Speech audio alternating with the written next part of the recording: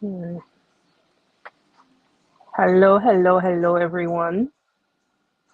Or, well, not everyone, but those who are joining. And for those who will be here,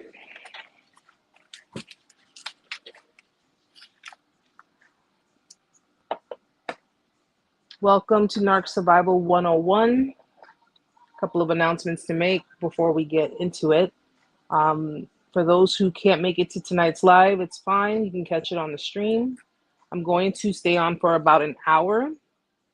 I know I normally stay on a little bit longer than usual, but I have so much that I have to get done tonight for tomorrow, so I'm going to be here for not as long as I usually am. Let me just see something. Hi, Queen of the South. How are you, sweetheart? Yeah, it has been a while.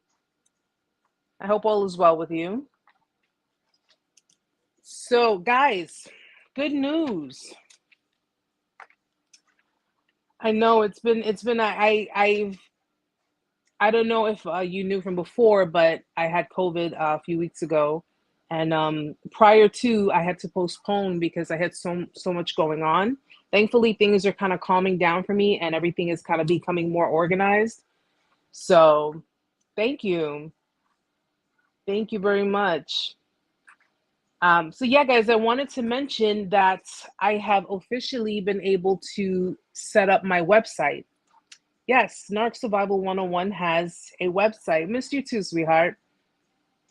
We now have a website, and it makes it so much easier. Hi, Carol, how are you, sweetie? It makes it so much easier now because now it's pretty much it has a bunch of different things. I have blogs that I'm going to be posting on there.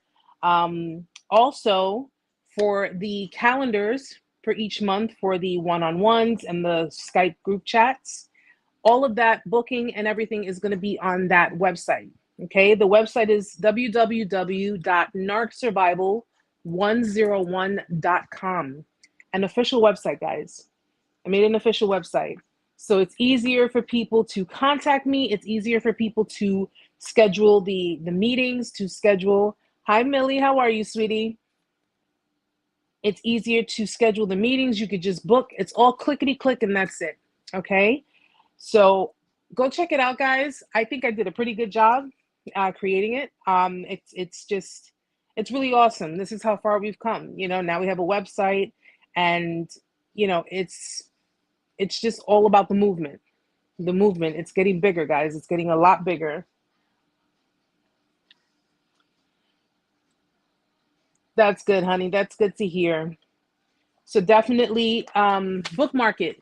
Okay, www.narcsurvival101.com. Amanda did put it up in the chat as well, so you guys can check it out and let me know what you think. I really appreciate the feedback, guys. You already know I love the feedback. Also, guys, I don't know if Stella will be able to make it tonight. She did, excuse me, she did mention that she would, but please keep her in your prayers. Please, please, please keep her in your prayers. She recently had a passing. Her father passed away, and she needs the strength. She needs the good vibes. She needs the good thoughts. She needs the prayers. So please keep her in your prayers. It's been a rough, rough road for her, and we want to shout out to Stella. I know you're not here right now. Maybe you might make it in a little later. Hopefully you do. But please just, keep her in your thoughts and prayers, guys. Yes. Like Queen of the South says, don't forget to hit the thumbs up on the channel, of course. And wherever you can give me a thumbs up, that works for me. So guys, I hope you guys have. Thank you, Kara. Thank you. It makes it so much easier. So when people want to book appointments, when people want to contact me, it's official. It is official, and it's something that I take great pride in, and I'm glad that we're able to set this up for for anyone who needs it. If you want to refer the site to someone, please do so. It's something that I feel like it's something I owe to the community. I've been doing this for a few years now, and I just feel like it's something that I owe to you guys. I owe to everyone who needs the help, who's in search of guidance or whatever it is they need. So thank you so much. Thank you. So guys, again, I hope you guys had a great week. Now we're getting into our weekend. All right. I hope your weekend is even more amazing. And if you had a sucky week, hopefully your weekend will be better. I wanted to talk about a few things actually, and it's interesting because I did a TikTok. When was it? Wednesday? I did a TikTok recently on Wednesday. I'll more than likely upload that on the channel here. But we were talking about a few interesting things, and one of the things that I wanted to cover actually, and for anyone who's new, anyone who's just browsing or who's passing through and just kind of wants to sit in, you can sit in. You don't have to interact if you don't want to, and you can listen in. You might hear something that you may need help with pertaining to whatever your situation is. If you don't get it from today's live, you can check all of our other lives. You can check my other videos. You can check throughout the entire channel. So any questions you may have, you can always reach out to me as well. But I kind of just wanted to dive into it because one of the interesting factors that I notice, and it's with regards to victims who have been in narcissistically abusive relationships, especially the ones who've continuously gone back to their exes, knowing that it's a repetitive cycle. But one of the things I really notice is, and it's just a level of audacity, is that even post discard, after everything is done, what I've noticed is that they tend to they try to pretty much keep you as a kind of like a safety net. If you've ever been through it, you would understand what I'm saying about it. But Queen of the South, we can discuss that as well. But I wanted to talk about this because I noticed that if you've ever gone through a discard, if you ever noticed that after everything is said and done, one of the things that they tend to do is try to offer you a consolation prize, whereas they try to say, well, can we at least be friends? Can we remain in each other's lives? Can we do things just so they can stay connected to you? And even though they're out there doing their own thing, and they're out there, meeting different people and going after new supply or whatever the case may be, they want to maintain, because a lot of people ask, why try to keep a connection with me if that's what they choose to do? And that's simply because they want you to pretty much just sit there and wait for them. They want you to sit there and wait for them. They want to be able to go out there and, have their cake and eat it too, go out there and do whatever it is that they want to do. And then when the time comes that they feel they're ready, they'll, come swooping right back in. They'll come swooping back in, and you will be sitting there with open arms waiting for them to come in. And it's crazy because it's the audacity of the entitlement, in that they think, well, I'm doing what's best for me. But I like to stay connected, and that's simply indicative of, I want to stay connected because I want you to still be here when I come back, when I decide to come back, when I decide to re-enter your life and pretty much do everything all over again that I've done before. And unfortunately, you have a lot of victims who fall for that. You have a lot of victims who sit there saying, well, all right, fine, we'll I guess we can be friends. Because when you have someone who is post discard and they're in that victim space, they're not realizing that what they're doing is actually doing more harm to them than it is doing any good. Okay, just because, being friends with your narcissistic ex, yes, they may not be in your life as much. They're very vague. I mean, it's kind of like having an acquaintance. You go from having a very steady relationship, or they like to think that that's what it was. You go from having a relationship for years, or just being in each other's lives on a very intimate, you have the intimacy, by the way, not them, but on a very deep level.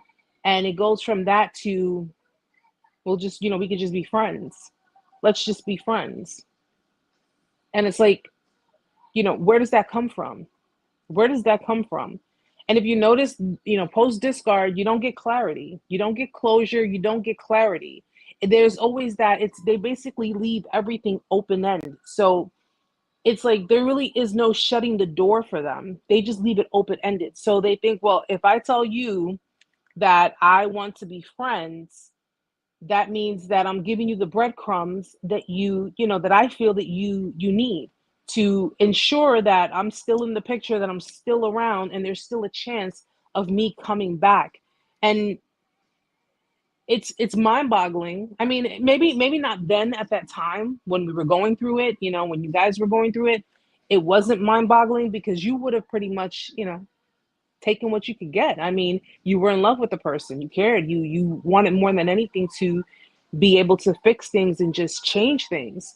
But the reality of it is that when you break free from the fog and you see things for what it really is, they were really trying to play you. They were really trying to play you. They were playing with your emotions. They were manipulating. They were gaslighting. They were doing everything possible to keep you confused, all while having you think that, well, they're going to be a friend. They're going to be in my life. I'd rather have this person in my life than not have them at all. And in that interim, you're thinking that things will eventually change. Things will eventually go back to the way it was. And anyone who's new, who's catching this on the stream or even catching it on the live, it will never go back to the way it was. It will never go back to the way it was. The minute a narcissistic person sees that they can get away with doing certain things and they've broken you, they've literally broken you down. I mean, broken your self-esteem, broken your perception of how you value yourself, broken every single boundary that you've ever thought you had. They already know how to maneuver, how to play the game, how to get around it. I have a feeling I was dealing with one again for not too long ago. He's going to disappear and leave his house slippers back in my house to still be connected to me. He literally came back just to make sure he leaves those. And usually that's what they do. They'll leave things. They may leave things in your house. They may leave things so that way they'll always have an excuse or a reason to come around and come back. They, when it boils down to, children, if they want to, get you pregnant or if they want to get pregnant by you, they may try to trap you in that way because they want to still stay connected to you. Because having children with you means being able to control you. It means being able to control the things that you do, be able to control your life, even if it's on the outside. And people may not even believe that or understand it. They're like, well, you guys are not together anymore. So how does this person, if this person's not physically here, how are they controlling you? And they control you in so many other ways. If you love your children, they will control you by utilizing your children as pawns just to get to you, to spite you. Yesterday, I received a call from an unknown number. I waited hours and then called back, and the number was disconnected. Yeah, I was mentioning that in the live too, that, be careful with that, because a lot of them, if they still have your number, if you can't change your number for whatever reason, if a lot of them still have your number, they will call you. They may call you from random numbers. They may use apps to call you. They may have people call you. They can have their friends call you, family members, anyone that they can manipulate to get involved. And majority of the time, listen, narcissistic people hang out with two types of people. They're going to either hang out with people that they can manipulate or hang out with people that have the mindset like them. Okay. But either way, if they've convinced these people that you're the toxic one, that you are the one who is, harassing them or antagonizing them or provoking them or doing whatever, to harm them, these people, if they get people to call you, if they get people to, visit you, whatever the case may be, these people may think that they're doing the right thing. They may sit there and think, and usually those are the ones that are manipulated. They may think that they're doing right by that individual because that individual convinced them that it was you who was being abusive. And that's farthest from the truth. That's farthest from the truth. They can get other people involved because remember what I've said before, pre-discard, they've already given a story out to people about the dynamics of your relationship and how it was your fault, how it was all you. You know, they will not take accountability for any of their actions. If you go to any other individual and say, listen, out of curiosity, I just want to know. I just want to know, out of curiosity, what exactly did this person tell you? I guarantee you, anyone who tells you what the narcissist told them, what that person, explained to them, not one freaking word will come out of their mouth that will point accountability in their direction. It won't happen. It will not happen.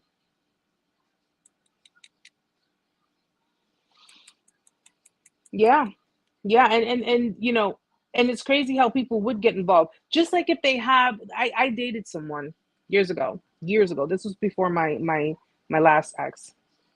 And he he fed, I didn't realize it at the time, but it wasn't until after, after everything was over, he fed off of, number one, he had a lot of female followers on Instagram, and that was all he ever really followed. So like if he had, let's say he had 5,000 followers, 4,500, or 4,900 of those followers were females. The rest may be men, and it's because he either knew them from work or, kind of knew them personally. But one of the things that I noticed that he does, well, that he did, I should say, because I don't associate with him anymore. But what I noticed that he did, whenever he would say something or do something, if someone would send a message to him in his inbox saying, listen, you're being disrespectful and this and that and blah, blah, blah, he would go and screenshot it, and then he will put it up on social media. He will put it up online. He'll put it up, on Instagram, and make all kinds of, comments about it or whatever the case may be. And all these females would be his flying monkeys. And admittedly, when I was with him, because he made it seem like there was someone who was trying to flirt with him, like he was really adamant about, oh, I'm in a relationship and look at what this person is doing. Like, that's the kind of stuff you do privately. You talk to your lady or your man privately, but he made it his business to screenshot certain conversations and put it up on Instagram and wait for the reaction, wait for the domino, that domino effect. And you literally have females, literally being flying monkeys. They were being flying monkeys. They were saying all kinds of stuff, and they were like, oh, what's that person's page name?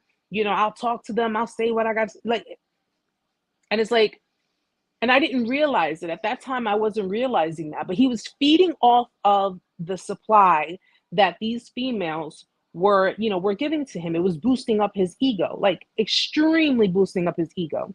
And I'm not one to insult people, but at the end of the day, there were other factors that, I won't even mention, but there were other factors in which I understood why he needed an ego boost, because you can tell when someone is severely insecure, like extremely insecure. So though he was making it seem like these were little Jezebels trying to come into his, in his slide in his DMs to, get at him or trying to, disrespect him or whatever the case may be, he posed something else for everybody else. And these were people that were messaging him saying, listen, you need to, you're being disrespectful, you're being rude and this and that or whatever.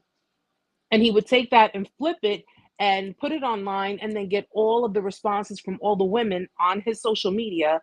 And he got the response that he wanted. He got the responses that he wanted. He fed off of that. And it's just crazy how, and just like you mentioned that, you got calls from different numbers, you will get harassed. You may get harassed indirectly. You may get harassed, obviously anonymously. You'll have different people calling you. And this is why I strongly tell people, if you can, change your phone number. Change your phone number. There are some victims. Listen, we're gonna call a spade, okay? Because I'm not here to enable victimization. I'm not here for that. There are some victims who don't change their number because they want a narcissist or their narcissistic ex to reach out to them. They want them to reach out to them. They want them to, say something. Because, and the actuality of it is, guys, if there is a victim who continuously goes through the same repetitive cycles, guess what? They're going to be so intoxicated. They're going to want the attention from that narcissistic ex. And hi, Heather. Hi, sweetheart. And, I mean, what can you do about it? I just tell people, I always tell people, because I'm very straightforward. If you want to continue dealing with the person, then you need to stay away from what it is that I'm doing over here, because you can't keep going back and forth. You can't keep doing that. But again, if you can't change your phone number and it's for, real legit reasons, I get it. I completely understand. But if you can change your phone number, you don't have any connections, you don't have any ties with these people, I strongly, strongly urge you to do that, because that is one of the biggest steps. They cannot communicate with you if they don't have your phone number. They cannot message you. They can't send you, the most they could do is send you emails. But if you delete, or you don't even, you just, trash them, trash it. Block them from your social media. Don't give them any kind of access to you, especially if you're not in a healed place. If you're not in a completely healed place, do not give them any kind of access. You can give them, which I wouldn't advise giving them access at all. But hey, listen, I'm a content creator. Okay. My pages have to stay open. My content, is public. And at the end of the day, I'm in a healed place. So if someone wants to reach out to me, if someone wants to say something to me, depending on how they say it, depending on the, on what the situation is, I know how to respond to it. And I don't get triggered by it. So it doesn't really, it doesn't faze me. But if you're not in a healed place, and this goes for anyone, definitely keep yourself like MIA. Don't bring yourself out into the spotlight or do anything until you are in a place where no matter what, it's not going to have the kind of effect it would have had on you post discard, which would have been pretty hurtful, detrimental. I noticed that about my ex as well. It's like he fed off of chaos and drama, toxicity, and then acted as a victim or someone who didn't condone it, when all along he was the culprit. That's exactly what they do.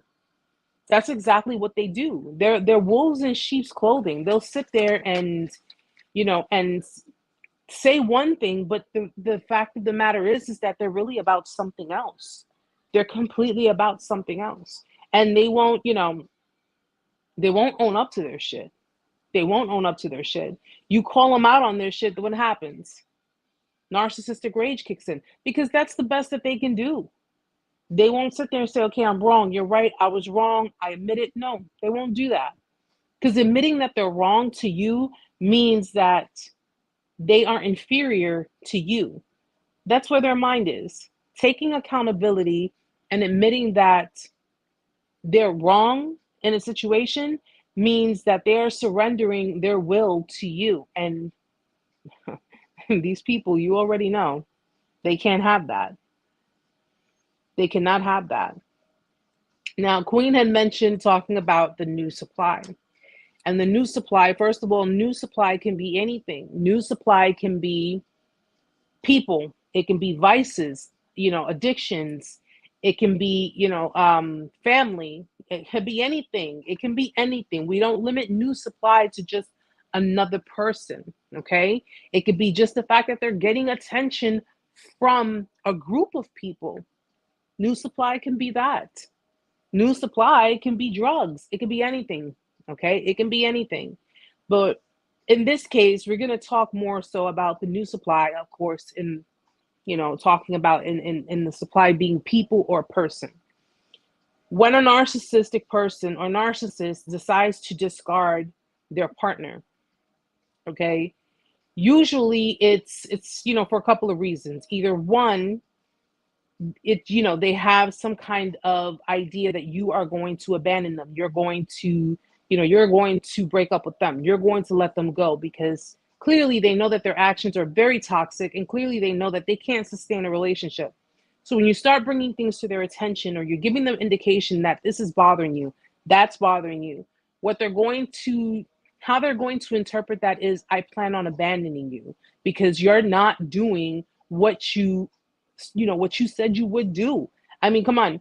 When you get into a relationship with someone, everyone knows that the factor of it is this. You get into a relationship with someone, it means that you're getting into a commitment, which means that you are equipped or you are going to fulfill, the requirements of that commitment. All right. So when you start seeing that they're not doing the things that they used to do, they're not saying the things they used to say, they're not, owning up to their wrongs, they're just pretty much being lackadaisical with you. You bring it to their attention, what happens? They get very defensive. They become very defensive and they flip everything onto you. You're being controlling, you're being clingy, you're trying to, you're pretty much trying to mold them to what you want. You're not accepting them for who they are, whatever the case may be. The reality of it is that they have an idea in their mind that, oh, this person plans on abandoning me because I'm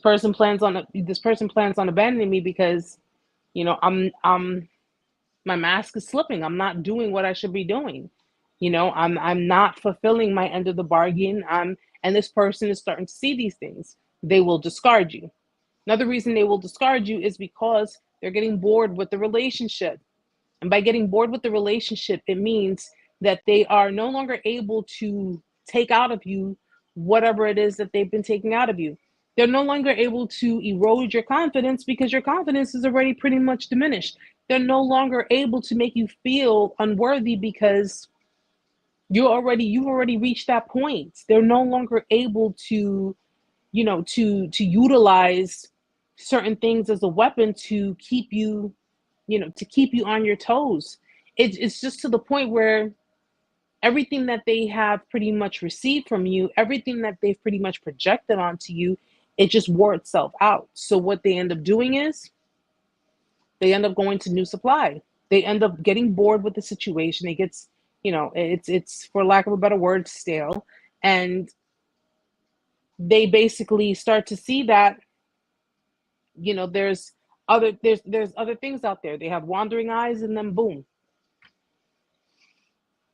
Because they don't stay in relationships very long. They don't stay in relationships very long. Queen of the South, the new supply happens to be a narcissist Jezebel as well. That is common too. That is common too. The new supply can be old supply. The new supply can be an ex. The new supply can be another narcissist. That is very common too. Okay. And with that, listen, if that person met, a Jezebelic narcissist and, that person is pretty much running game on him while he thinks he's running game on her, it looks as if, he would probably be getting his ass handed to him too. Because think about it, two narcissists, when they come in contact with one another, they come into a relationship. That's a very volatile relationship. There will always be fights. There will always be a power struggle. There will always be issues because you have two people who, one, feel entitled to the other person's resources, two, who want to control, who want to be in the driver's seat, who have that my way or the highway attitude. Okay, so you have two people of the same types of personality in a relationship with one another, running bullshit with each other. That's not going to last very long. It is not going to last very long. And if that other person is a narcissistic individual, chances are when that blows up, and if any of you have ever dealt with that, when that blows up, because they will try to find their way back to you. They will try to find their way back to you. Okay? A narcissist shooting another narcissist's ego, especially if that narcissist is a codependent narcissist or is one who's used to the extreme toxicity, I can't say that it won't give them a narcissistic injury, because chances are it might do that, but it would not be nearly as much as you inflicting narcissistic injury, because two narcissists know that each of them ain't shit. And they know that if they go to someone else, they still gonna be ain't shit people. So they really don't care if the other person is out and about doing whatever. But a non-narcissist and a narcissist in a relationship, that person, I guarantee you, that person will flip their fucking lid if they find out. And the thing, here's an interesting thing about it. You know, if you dealt with someone like this, often they don't care about if you are in short-term things, because they always look at their victims, their ex partners. They always look at them as property. And look, don't take this the wrong way, but how they look at things is this: it's like lending you out, meaning that, oh well, we're separated, so you go dealing with someone else, I go dealing with someone else, but we'll eventually get back together. And I've seen myself relationships that way. Those are usually the types that they break up to make up, to break up to make up, to break up to make up, right? And often it's because one partner is codependent. One partner is codependent. Okay, doesn't matter if it's the man, doesn't matter if it's the woman, I don't know, you just pick the role, but one partner is codependent. And as to where that person, the victim, okay, the enabler, is the one who ends up, they go breaking up, making up, breaking up, making up. But if that person meets someone in the midst of the whole breakup, makeup cycle, literally that person may end up screwing over a good person that they've met in the midst of that cycle to go be with their narcissistic ex, because they're codependent. And often you have victims who have been victims of narcissistic abuse. Because of the abuse that they've endured, they end up screwing up really good relationships, because the person who they've met that may not be a narcissist is treating them opposite of the way a narcissist has treated them. They lose touch with reality because they don't believe it, they don't trust it. Because that's the whole point of love bombing, guys. But love bombing is to make you, it's really to fuck with your head. It's to make you question if and when anyone is ever being good to you in a relationship. Hi, Cicely. Hi, sweetheart. It makes you question. So if you ever get into other relationships and you see that the person is being kind to you, the person is being generous and genuine and loving and caring and nurturing towards you, you don't trust it, because the narcissist did exactly that same thing before they end up truly betraying you. What is everyone's opinion on this? How long does a relationship with a narcissist usually last? The one I was in really should have lasted 4 months, but I stayed 4 years. Well, now you got to think about it this way. Narcissists, the average relationship for a narcissist can be, anywhere between a few months to maybe a couple of years. When relationships last longer, I mean, we're talking a relationship with no break, okay? Number one, if there's a relationship and you've had, 4 years straight with that narcissistic person, usually it's indicative of, your supply was fulfilling. It was pretty much keeping them occupied, keeping them interested. B, they were pretty much taking your supply, and wherever they felt you lacked, they could have been getting supply from someone else. Okay, I'll put a trigger warning on that because I don't want to trigger anybody, but they could have been getting supply from someone else. Hi, Butch.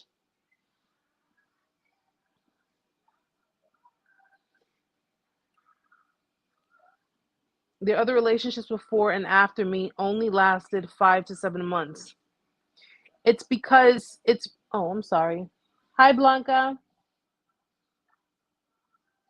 Yeah, it's because Heather, it's because it's their levels of their level of emotional impotence. That was the word I wanted to use the last time when we were on TikTok. Emotional impotence.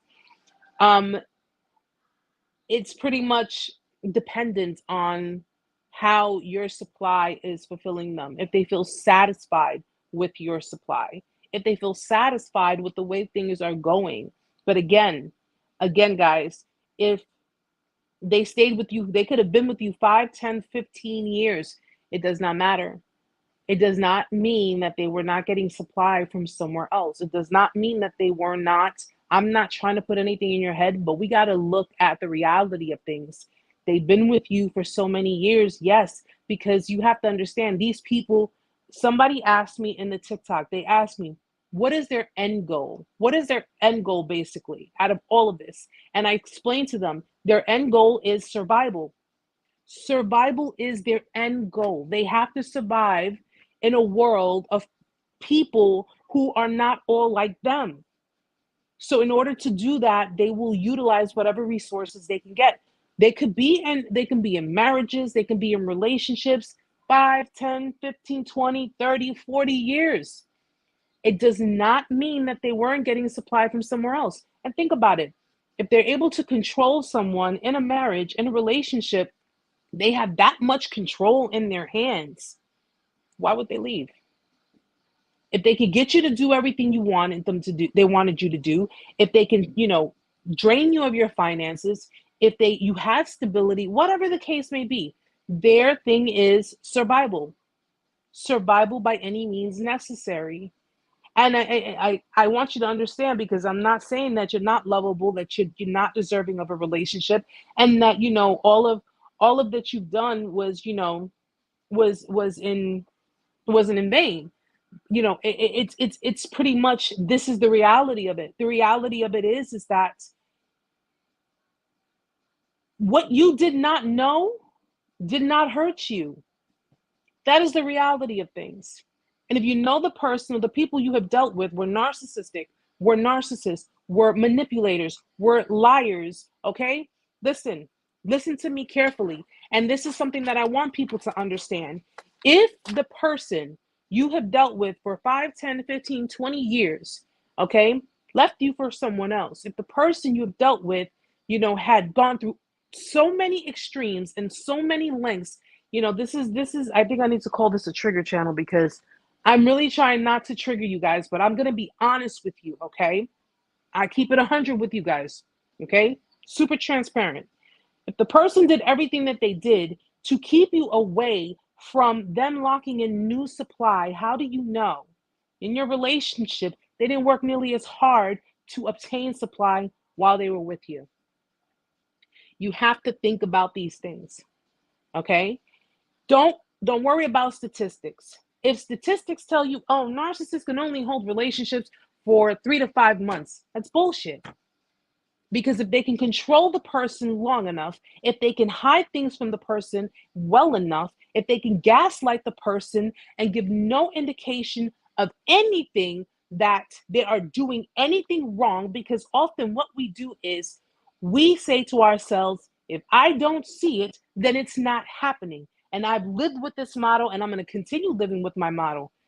Even if I don't see it, does not mean that it's not happening. Okay? Just because you don't see it does not mean that it is not happening. You have to, with people, you have to take everything with a grain of salt. Everybody, guys, everybody. You have to take it with a grain of salt. All right? And it's sad that we have to think that way, but we do. We do. I'm not saying accuse them. I'm not saying accuse the next person that you're with. I'm not saying any of those things. But you have to be more alert. You have to use your intuition. And you have to say to yourself, I live in a world with people who are extremely flawed, who are capable of making mistakes, and who are capable of making deceptive choices.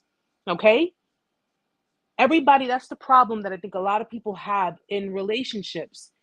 They get into, and I had that same problem, guys. So I'm not sitting here just, putting everybody else out there and excluding myself. I had that same problem.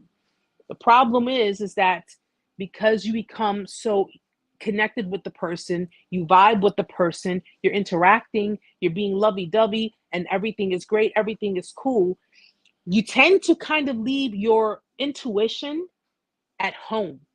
Because you think to yourself, I can trust this person. This person seems trustworthy. This person hasn't given me a reason to think or to believe that they're doing anything.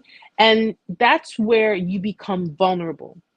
That's where you become extremely vulnerable. And experiencing what you have gone through, you have to take everything with a grain of salt. Hi, official.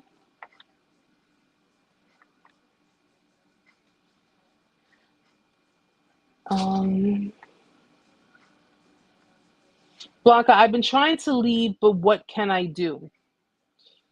Do you live do you live with the person? Do you reside with the person, or are you just in a relationship with the person?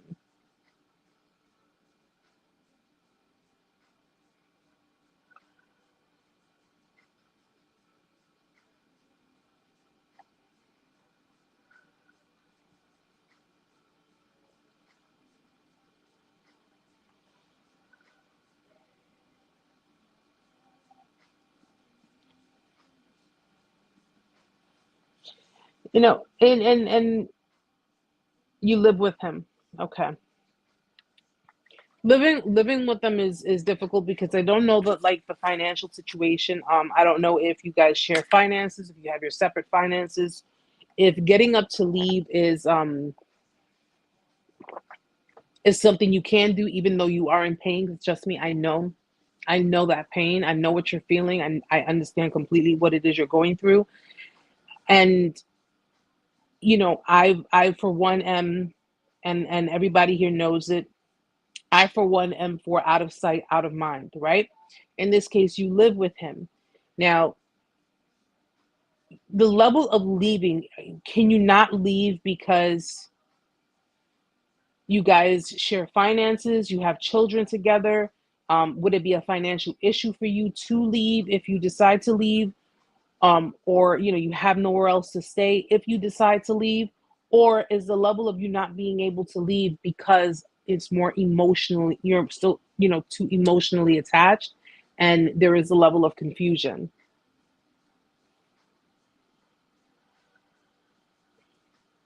I know what that feels like, Blanca. I know what it feels like, and I listen. I understand completely. I understand completely. I often tell people if they're unable to leave their situation due to financial burdens or constraints. um I often tell people, listen, you have to do what you have to do, which means if it means still staying in the same house as the person before, this is just pretty much a case where you have to emotionally disconnect before you can physically disconnect. Okay. And that means that emotionally detaching yourself from the person in the situation before before you're able to physically get out of that situation, because you may have to save money, you may have to try to figure things out. Everybody's situation is different. I can't say, hey, listen, just get up and leave. It's your situation could be totally different. But there are ways to do it. There's ways of being smart about it. You have to basically be 3 to 5 steps ahead. And if you're able to do that, because the sadness is going to be there, honey. It's going to be there. Okay, the pain is going to be there. The anger, it's going to be there. All of it's going to be there, whether you're living with the person or you're away from the person. You're still going to experience it. But as of right now, you will have to, it may sound easier said than done, but what you're going to have to do is you're going to have to put those feelings on the back burner for a second. You're going to have to put them on the back burner for a second, and you're just going to have to focus on the emotionally detaching. And by emotionally detaching, you're going to have to focus on the why it is that you need to get away from that person, why you need to get out of that relationship. Okay, whatever reason, any kind of abuse, any forms of toxicity, you have to focus on the whys to help drive you to get to where you need to be in order to be able to physically distance yourself.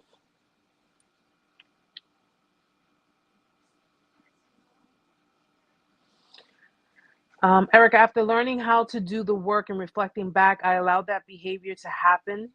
I had to learn to take ownership of my own part. Absolutely.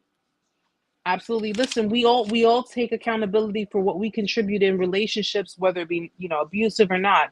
We take accountability for, enabling those behaviors. We take accountability for those things. It's not like, and it's not like, the accountability, I think people get it, misconstrued, especially victims of abuse, when they say, well, so what if I take accountability for what? What am I taking accountability for? I didn't do anything for this person to hit me, or I didn't do anything for this person to treat me that way. I'm not talking about that. What I'm talking about is staying in a place where you know it's not healthy for you. Staying in a place where you know that you need to leave. First of all, people cannot say I'm trapped. I felt trapped. You're not trapped. You're not trapped. Okay? If there are situations that prevent you from leaving physically because you have children, you don't want to be on the streets, you don't, you have to consider certain things. I get it. I understand. But willingly staying in a relationship, knowing that it is not healthy for you, knowing that it's just getting worse and worse, it's not getting any better, and seeing it, seeing it with your own two eyes, because yes, though we were going through it, we were seeing it with our own two eyes, and really staying in denial about it. Oh, defending them. How many of you defended them to other people? If other people tried to talk to you about it and say, listen, you need to get away from this person. This is toxic. Do you see how this person is? When are you going to learn your lesson? It was enabling. You have to take accountability for enabling the dynamic, okay? For sustaining the dynamic. You have to take accountability for it. Okay, you played a part in it too. I played a part in mine, you played a part in yours. And that's what we have to understand. Okay, I'm not saying you deserved any of it. I'm not saying that, it should have happened to you. No, absolutely not. But as much as I would love to sit here and say, I had no choice, I couldn't leave, that's bullshit. I could have left any time. I could have left any time. I did not have to be in that relationship. I did not have to continue. I did not have to, apologize for making that person angry. I didn't have to, feel the need to, I didn't have to do more than necessary to try to gain that person's approval, to try to be on that good side, that person's good side. I didn't have to do any of those things. I chose to do those things. I chose to do those things. But at the end of the day, you know, with that same breath, I can understand if a lot of you say, yes, I chose to stay, but it was because I thought that the person would eventually change, or I had hope. I had some form of hope in me, or I was hoping that they would go back to being the way they were, or if they saw how much I loved them and cared about them. Yeah, listen, you can want to save them, you want to save them. You want to show them that love is actually a good thing. Being kind, being nice is actually a good thing. But the reality of it is that you are dealing with primitive type people. They're just the kind of people that it's like that nature versus nurture. You know, they live in survival mode. They have to survive, even if it means at your expense. They have to survive.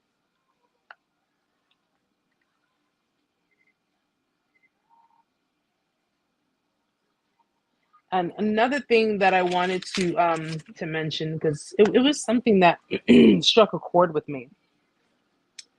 One of the thing I wanted to mention was, when narcissistic exes, when they end up ending things with you, whatever the case may be, you could have been a total opposite of whatever it is they were used to, and they end up going back to exes, they end up going back to people from their past or what have you. Mind you, these are the same people they told you stories about, okay? The same people they told you all types of things about. Oftentimes, it can mean one of two things. It can mean either, that person is on the merry-go-round of the recycled exes, and it's their turn. Or B, the person you dealt with is a codependent narcissist who actually also has an ex who is a narcissist. And the reason I say it that way, because it's just simply what it is. So if you dealt with someone who's a narcissist, chances are one of his caregivers, whether it be mom or dad, is a narcissist.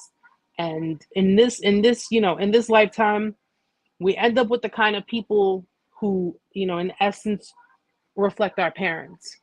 Okay. And very rarely do we end up with the kind of people who are actually the opposite of our parents and the reality of what it is that our inner child, our inner children are looking for. But then we end up fucking that up too. Okay. We end up screwing it up too because we have so much trauma on our plates that we end up, you know, pushing on our toxic traits onto those people. Now they could be, again, they could be dealing with the ex for those particular reasons.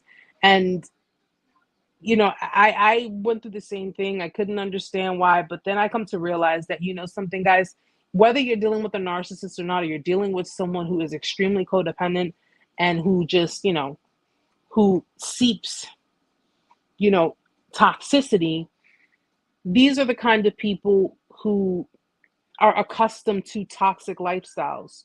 All right. They're accustomed to toxic relationships. They're accustomed to just pretty much whatever. Okay. You do have people, and I want everybody to understand that this is not just about narcissist people, but this is about people who need to do healing. They have trauma healing that they need to do, because narcissistic abuse does not only come from narcissists. It does not come only from narcissists. You have people who are emotionally unavailable. Okay. They're not, and they're not a narcissist, but their behaviors, the behaviors of an emotionally unavailable person, resemble the type of behaviors of a narcissist. A narcissist is an emotionally unavailable person, though. But someone who is emotionally unavailable, you could be dealing with someone who has been in a number of relationships and they find no need, to be emotionally available because they've trusted so many people. They have severe trust issues. And because of those trust issues, they're not being vulnerable with you. They're not being available. They're being non-committal. And they're pretty much just like, I'm not opening up, I'm not opening any doors for you like that. All right. But they have no problem, doing other things within whatever dynamic you have going on. So, and that's something else I'm going to talk about too when I complete my videos. Just to reiterate, guys, just to let you know, I did set up my website. I know because I have different people coming in.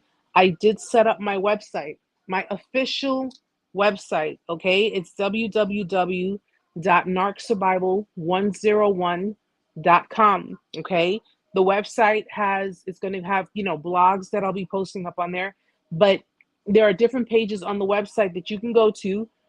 One, you can book appointments to do one-on-ones, and of course to attend the group meetings. Check out the website. You'll be able to, I set everything up this way so it'll be so much easier for everyone. Really, really easier. So, guys, your girl's like legit, okay? Legit. All right. It's an actual website, and it's for whoever needs it. I'll be posting it all over the place because it makes my job a lot more easier too. So when people want to just book an appointment, you look at the calendar, click on the book, and put the date that you wanna. And I already have July's on there. I have July sessions on there, okay, with the slots being open. So if you guys are interested, definitely check it out. Yes, Cicely, the ex they hated and did them so wrong. And listen, something? I mean, at the end of the day, because there are two sides to a coin, so it could have been the ex who actually did them wrong, and they're just codependent. They're so damn codependent. And so, they're codependent on the toxicity, okay? The toxicity, it, just like how you were, I'm not going to say codependent on them, but how you were intoxicated by that person, even though their behaviors were toxic, even though the situation wasn't getting any better, and you saw that it wasn't going to get any better. That could be the same way they saw their ex. Again, if they're not an official narcissist, but they do suffer certain things, it's possible too. It's possible too. But I know it was always mind-boggling to me. Why go back to the same person that you said did all of these horrible things to you? Why go back to that person, and continuously go through the cycles of dealing with that same person who cheated on you, who's lied to you, who's, embarrassed you in front of people, who's emasculated you, who's done all of these things? Why would you go back to somebody like that? You have people who are so complacent in those behaviors because they were raised around those behaviors. That's all they know. So they end up with dealing with people who are the same way.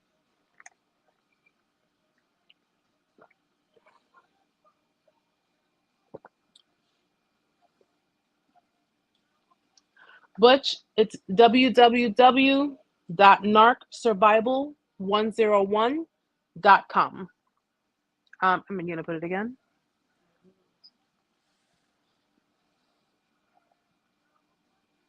Can they become also obsessed with someone? That's a character trait. Obsession is a character trait, especially if you discarded them. If you discarded them and they did not have the opportunity to discard you, they become very obsessed. They become obsessed with, the fact that, one, you have injured them. You hit them where it hurts. You've inflicted injury on within their ego. And if anyone's going to end your relationship, it's going to be them on their terms. Narcissists fear abandonment, which is counterintuitive compared to their behaviors. Their behaviors are, they push you away. But they fear abandonment. This is why a lot of them bounce around from relationship to relationship. Don't get me wrong, codependents are the same way. Because they fear abandonment, they bounce around from relationships to relationships too. Codependents, the only difference between them and a narcissist is that the narcissists are the takers, the codependents are the givers. It's the only difference. They bounce around from relationship to relationship, and often they overlap. And by overlap, I don't mean, listen, I'm not saying that they slept with the person like right then and there before they ended things with you, even though it could have happened. But overlapping means that they're pretty much grooming someone else to take your spot, to take your place. Once they've locked in that person, once they've locked in their trophy girlfriend or trophy boyfriend, or their Mr. Moneybags or Mrs. Moneybags or what have you, once they lock that person in, that's why they're so damn brutal with you. That's why they're so horrible with you. They're mean and nasty towards you, because it's like, yo, I already got what I want sitting over here, locked in. The hell do I need with you? That's their mind. That's their mind. And it gives them such a freaking ego boost. It gives them an ego boost to know that you're hurting, you're trying to, communicate with them to get clarity, to relieve the pain. You're yelling, you're angry, you're doing all types of things. You're giving them the attention, the energy, and it's feeding them. So you're feeding them with what's going on with your discard, and their new supply is feeding them with what it is they got going on over there. Sadie Garcia, he's been stalking me from fake pages, and he's with someone else. 1 year since I left them alone. They never leave you alone. They'll never leave you alone. It's funny, I said it on the TikTok live too. It doesn't matter who they're with. It doesn't matter, who they're dealing with, because it's always temporary. Relationships for them are temporary. It's nothing real. It's nothing serious. And in my video, I put it up on TikTok too, why you can't save a narcissist. I said, if you lasted longer with them, it's because you're the one who got closest to the fire. You're the one who got closest to the fire, And I think often when they watch you, and this is my opinion, I don't know it to be a factor, and if it is, let me know. I think often when they're watching you, it's because their new supply doesn't compare to what you were doing. Meaning that new supply ain't doing half the shit that you were doing. Think about it. Just think about it.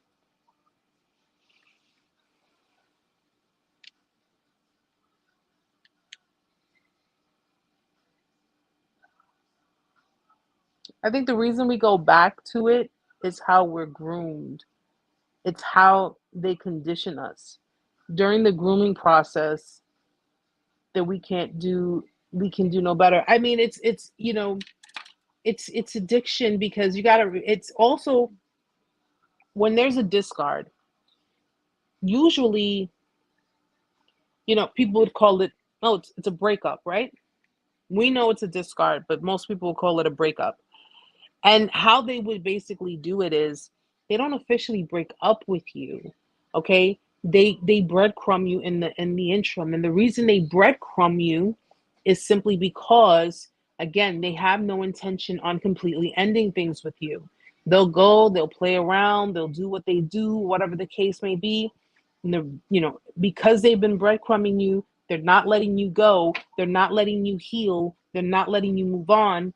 Just as fast as that supply came, once it's out the door, they're coming back to you. I'm sorry, I love you, let's talk about it. Let's, figure things out, and blah, blah, blah, and all that nonsense, because that's exactly what it is.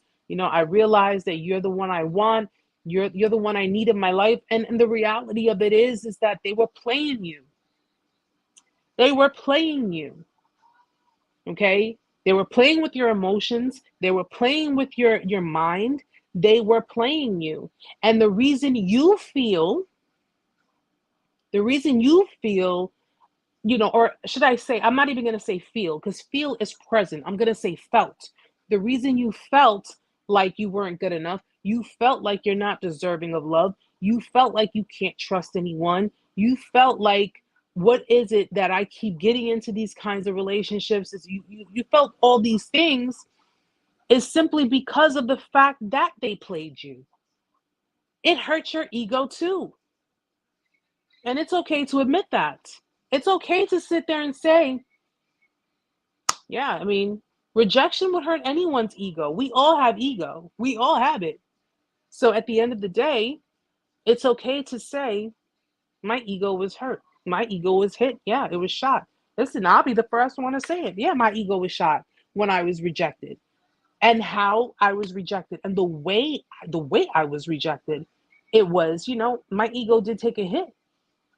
But it was not as much as the pain that my heart felt. Not nearly as enough. Hi, Turquoise. How are you? Welcome.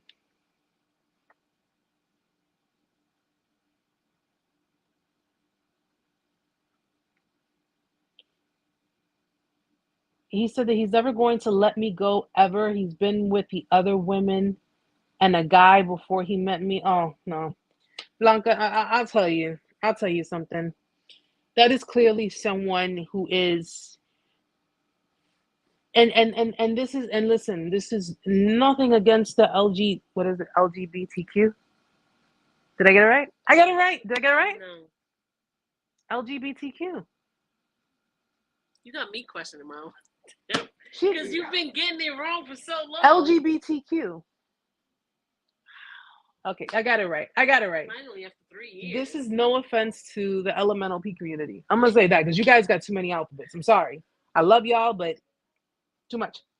But this is no, not shaming or to say anything bad about them. But in this community, if you have a male narcissist, and this is for anyone in same-sex relationships, men especially in same-sex relationships, dealing with male narcissists, you're dealing with someone who is a thrill seeker. You're dealing with someone who does not care about anybody else.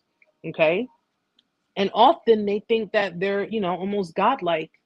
And in today's day and age, you can't take chances with people like that, especially if they're going from partner to partner to partner to partner. You get my drift? Okay. It's not something that you should take lightly. And ladies, if you're dealing with a man, or you're dealing with guys who have dealt with other men, who have been sexually with other men, whether they be, on the low or whatever the case is, you also have to be careful. These are people who do not care about the circumstances. They don't care about anyone else but gratifying themselves. And if you're dealing with someone who only cares about gratifying themselves, who's selfish in nature, they're selfish in their own way, that they don't care what you have to say about it. They'll do whatever the hell they want to do because they got that I'm a grown man, I'm a grown woman attitude. Be very careful. Be very careful. It's not something to say, it's okay, yeah, he'll come back and he'll come crawling back to me. And that's often what victims do too. Some victims, they'll sit there and be like, watch, he'll realize, or she'll realize what she's missing. Listen, don't sit there holding your breath, because at the end of the day, if they come back to your door, they come knocking on your door, it's because they need something. It's because they need something. Okay? Whatever that may be. They may need a place to stay, they may need money, they may need, they may need to use you, whatever the case may be. Do not fall asleep on these people. Oh, Turquoise, thank you, sweetheart. Thank you so much.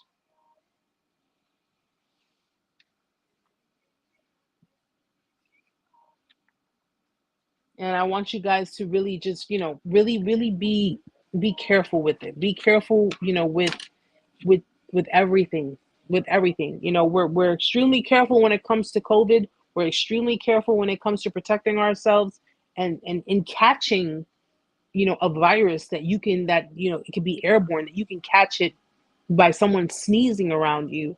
Be very careful who you get involved with, who thinks that it's okay to cheat and, sleep around and do whatever it is that they do.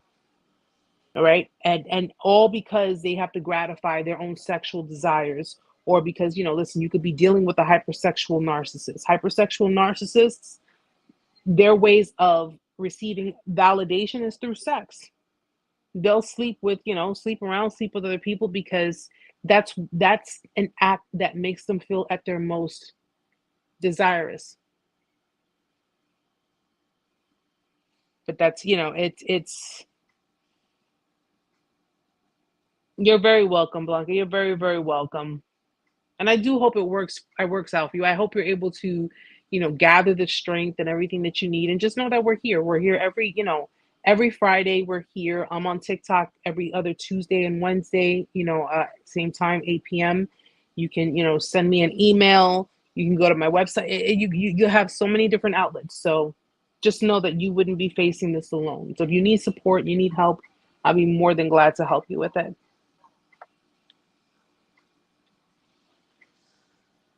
So guys, I did say, yeah, I did say I was only going to be on for about like maybe an hour, because I have a lot of stuff I got to do. I am taking, I guess I could share with you guys.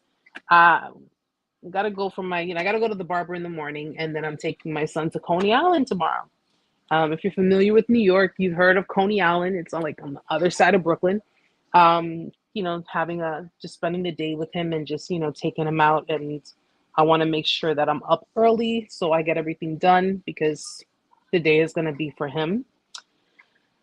But definitely, again, check out my website. Amanda did put the Narc Survival, www.narcsurvival101.com. Yes, please, Bianca. Please, Blanca. Please do. Please do. Okay. You can always send me an email. You can send me a direct message. So, yes, please do. Thank you, Cicely. Thank you. And you guys are a big part of it, because you guys have really helped us grow. You have really helped. You really helped it grow. You really helped me become more confident. I give it to you guys. You guys made me more confident in, in what it is I do. And Amanda's been a great help, because she's been the one who's, been setting everything up. Like, she monitors things. She helps me with a lot. She keeps track of all my passwords. I don't know any of my passwords. Okay. I leave it all on her.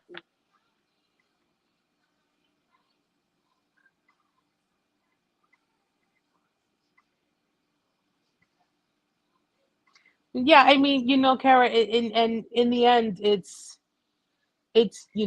just because the thought of being rejected, it's just pretty much like, you know it strikes somewhere with us. I mean, again, we have, we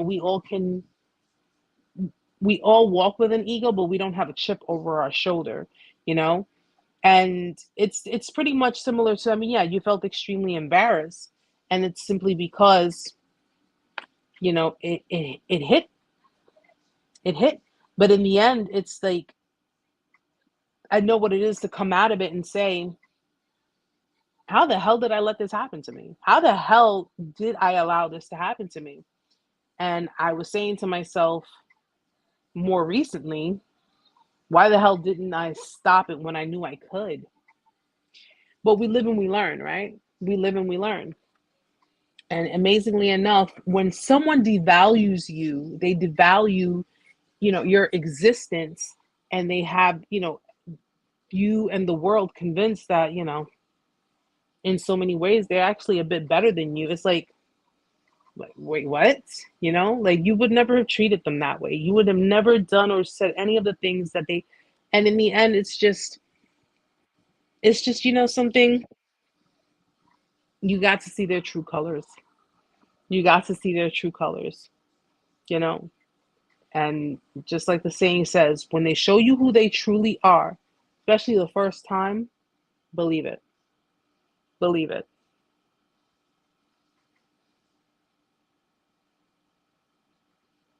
The narc that I was involved with just moved across the hall from me. The chick that he was cheating with moved out. Now I'm done. He went as far as moving across the hall from you. Another Lego set, mister? Oh my gosh. My son's room is filled with Legos. It's just like a whole, I think the Lego store, he has more than the Lego store does. Turquoise. Involved, just moved. Wow. Wow. That's crazy. The chick he was cheating with moved out. Now he lives there. Oh, he's really trying to stay on your heels.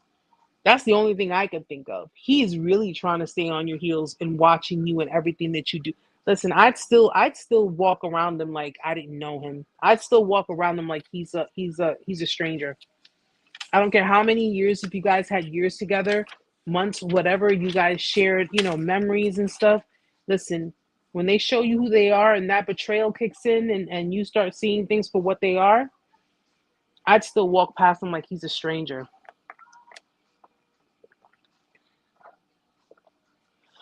But you want to go to Coney Island? You got to come to New York, man. You got to come to New York. That is nuts. I have never heard of that. Have you heard of that? An ex moving in right, like, no, up across from you or in the hall, or I've never heard of that. No. That's nuts. He basically took over the apartment that he cheated on. Is that the case? Turquoise? Like, that's what it sounds like. Did he move into the apartment? Yeah, he was with her. He cheated with, I am assuming, with the neighbor. That neighbor moved out and he took over the apartment. Let me know if that's the actual case, how she explained it. Because if he's living across the hall now, that means he was living with her. Now he's living across the hall. Either way, bro. No. No.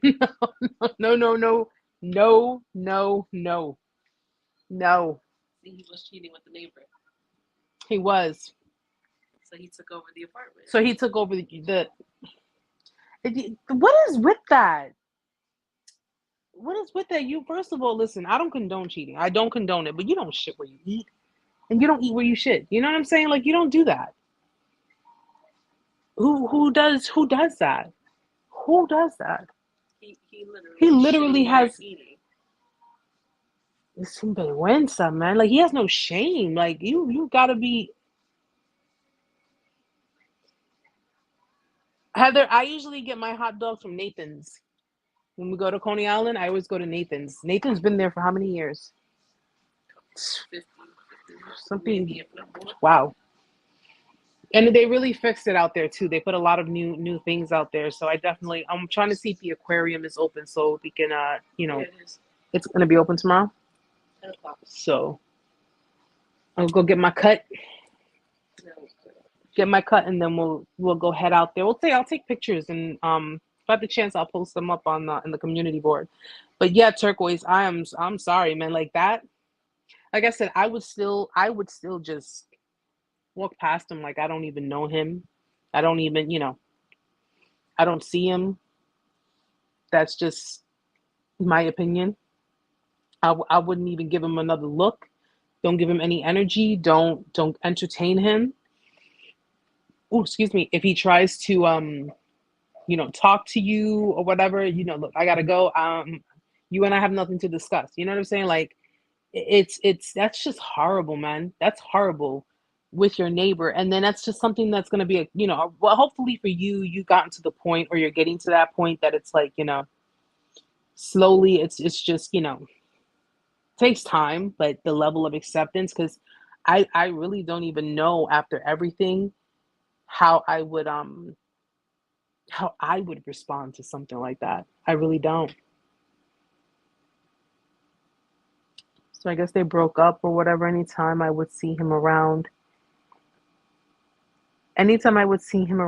he would run from. Oh yeah, they avoid.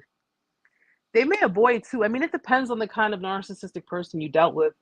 The grandiose narcissists are the kinds that are like very open and very, very flamboyant with it. They're out there. They are the pure attention seekers. The vulnerable narcissist, I think that's a video I said I was going to work on, right?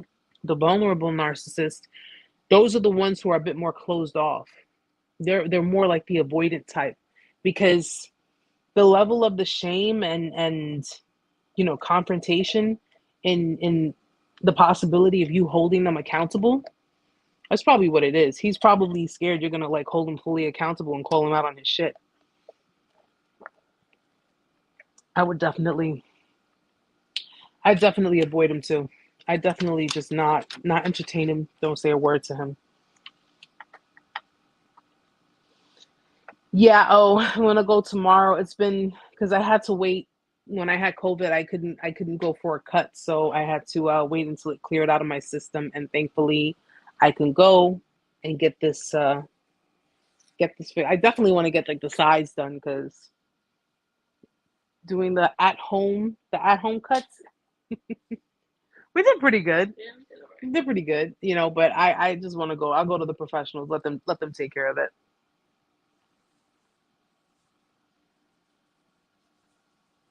Oh, that sounds, yeah. Turco said that sounds very familiar. That sounds very familiar. I had an ex who did that to me. He like he started a whole new relationship with someone else while he was still with me. He took me off his social media because he could say we kept fighting, we kept arguing. I was constantly accusing him of stuff or whatever. He took me off the social media. Come to find out, he was seeing someone else while he was still with me. He was seeing another person, took her to visit his family and blah blah blah, whatever. It was crazy. He told us, he told everybody else that we were broken up, but that was news to me. And come to find out, he did all of that, and that hit me, man. That really really did hit me. But over time, as I was getting over it, moving on from it and stuff, a few months later, I get a text message um, out of the blue, and at that time, I was already talking to someone else. Like, I wasn't really dating, but I was talking to someone else. And it was about 3 or 4 months after. And it was, he said something to the effect of, it was like in the evening time at night. And he was like, times like this reminds me, how much of a my rock you were, or something like that. It was just something to that effect, where he was like basically trying to profess to me, confess, whatever, to say, oh, I didn't realize, what I had until I lost it, and blah blah blah. I said, look, my man, I'll pray for you, but I ain't going back to that. That's not gonna happen. That's not gonna happen. The minute you do something that turns me off, the minute you do something that makes me feel repulsed, like if I leave a situation and I feel repulsed by you because of your actions, yeah, good luck with that. Good luck with that. It's not going to happen.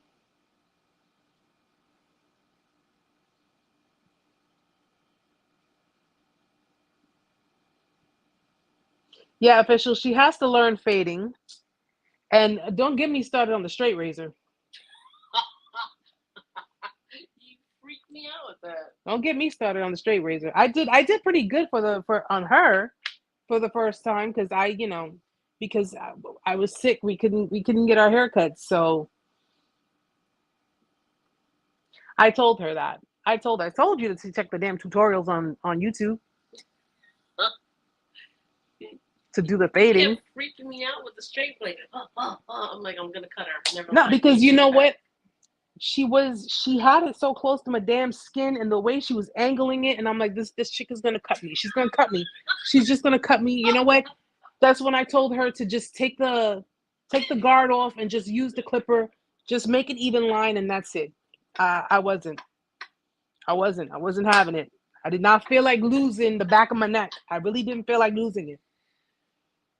You were having way too much fun when you were doing my damn shape up. I'm like, it's not taking that. I was looking like a professional barber when I was doing her shape up. Okay, I was going. You were all in it. You were enjoying it way too much. I'm like, okay. I watched the barbershop. I know. I'm getting a neck cramp now. I was with the and I did a good because even my brother said it. My brother was like, "Yeah, you did a good job." I'm like, see. So what am I now? I'm a baker. I'm a writer. Come on, I'm a painter. A painter. I'm an activist. I'm an advocate. I'm a content creator. What else? I'm a barber. That's whooper.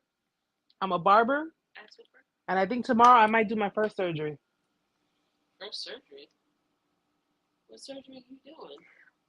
Oh yeah, that's the Capricorn in you. If he treats you good and then you play me, yeah. Capricorns, and that's the one thing about us being hard-headed and stubborn people. I think what is it's a competition between Capricorn and Scorpio. It's between the two, like the two most stubborn signs in the zodiac, and of course that can be very vindictive and hurtful and cold. Those are the two signs. And I'm just the type of person that it's like once you betray my trust, if you don't come to me with remorse and really express how deeply sorry you are, because that's usually all we ask.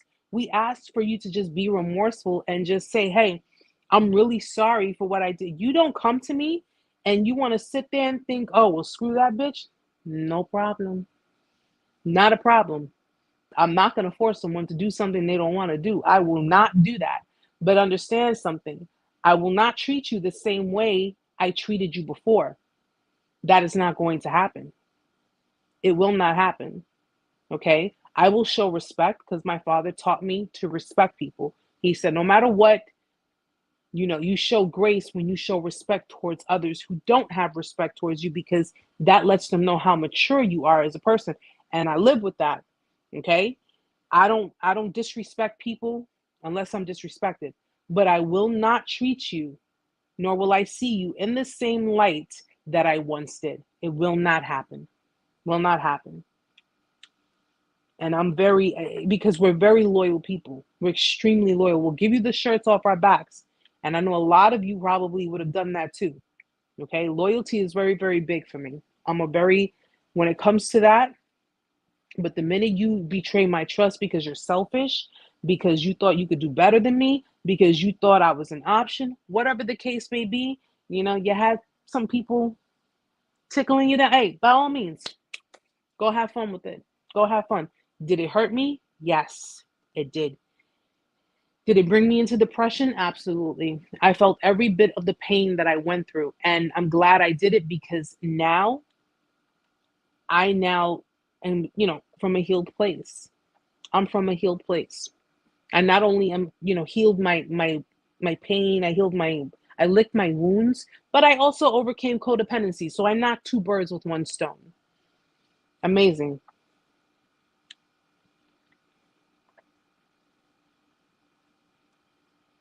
But guys, listen, take a few reminders for yourself. Number one, Don't do more for others that you know, if they're not willing to do the same for you. Okay? Don't overextend yourself. Don't, don't put yourself out there or try to seek the approval of others. It's not worth it, because at the end of the day, half the time they don't even have their own shit together. Okay? Number two, if your exes should come into your energy or come by or come around you, walk away. Walk away. Don't say anything. Don't, because they more than likely won't have anything nice to say. And at the end of the day, all it's going to do is it's going to take away it's just going to take away from your peace. Enjoy your life, live your peace the way you want to, and let no one interfere with that. Really let no one interfere with it. All right. But my lovely people, it is 9:30.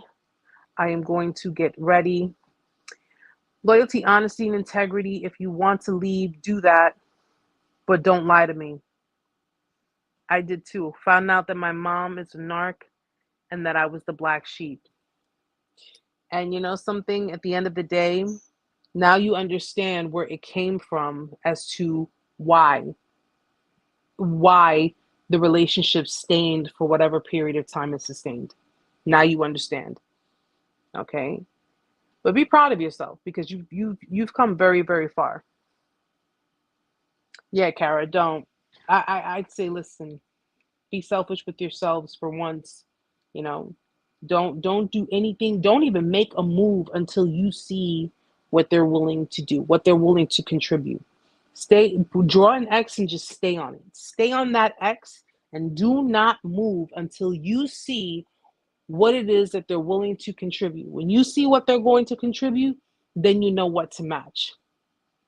So when you do it first, that's when they know how to control the situation. So guys, thank you so much, so much, so much for being here. Thank you so much for joining me. I know I'm usually on a little bit longer. Like I said, also, guys, please keep Stella in your prayers. Please, please, please keep Stella in your prayers. She was unable to make it tonight. She's been dealing with a lot, unfortunately. Her father passed away recently, and she's really dealing. She's really trying to deal. So please, send her some love. Send her, just pray for her and her family, that they that they get through this hard time. Okay. Such a beautiful person, and it just is so sad that she's going through it. So you guys, if you guys have her contact info, please just reach out to her and just send her words of encouragement. Just be the sweethearts that you are. Okay, that I know you can be, that I know you are. And just let her know you're thinking of her. Okay, I'm gonna reach out to her in a few as well, just to make sure, because I know she's dealing with a lot. So guys, thank you again so much for being here tonight. Whatever we did not discuss tonight, or whatever I was unable to cover tonight, I'll cover it next week. And if you guys have a TikTok account, please add me on your TikTok, because I do lives over there too. And there are people over there who can use some of the help, who I know that a lot of you can reach out to as well. All right. I will be going on TikTok this week, Tuesday, right? This week, Tuesday at 8 p.m. So you'll definitely, swing through, say hello. All right. I ghost. You ghosted. Thank you guys. Thank you. I'm sure she'll appreciate it. I'm sure if she catches it on the stream, she knows. I told her she can always reach out to me if she needs me. I'm here for her, and she's really been dealing with a lot. So at the same time, I'm giving her space, because I know it's a lot to take in. But thank you guys for being here tonight. I hope you have a beautiful weekend. I will take some pictures tomorrow and I'll post them up on the community board so you can see what it looks like. I know Coney Island has really changed everything up since I last went, which was what, like 6 years ago, 7 years ago? I don't know. I can't remember. But I'll be sure to put up some pictures and show you guys the beautiful sights. All right, guys. So I will see you all next week. For those who did not make it but caught it on the stream, I will hopefully see you guys next week. And until later, guys. Okay. Much love, blessings, peace, God's protection all that good stuff. Good vibes, good thoughts, all of it. Love you all. Have a beautiful night. Have a wonderful weekend, and I'll see you next week. Good night.